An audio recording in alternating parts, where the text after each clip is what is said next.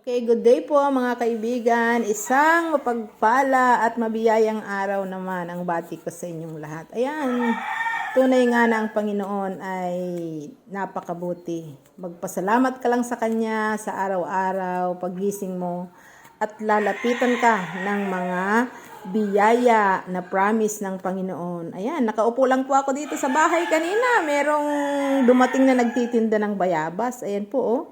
Ayan. Binenta lang po niya sa akin yan ng 80 pesos lahat yan na bayabas. Yung okra, binigay niya sa akin ng 50 pesos. At itong pili, 150 pesos. Mahal po talaga ang pili. Okay. At meron pong libreng isang miracle fruit. Napakabuti talaga ng Panginoon. Ayan. Ang bayabas po ay mayaman sa vitamin C. Opo. Maganda yan sa mga buntis. At mayaman sa fiber. At sa mga magagalitin, ayan, pampasaya daw po yan. At sa mga pagod, meron niyang anti-stress agent. Kaya kung kayo ay pagod, kumain po kayo ng bayabas. Okay, good day and God bless po sa inyong lahat.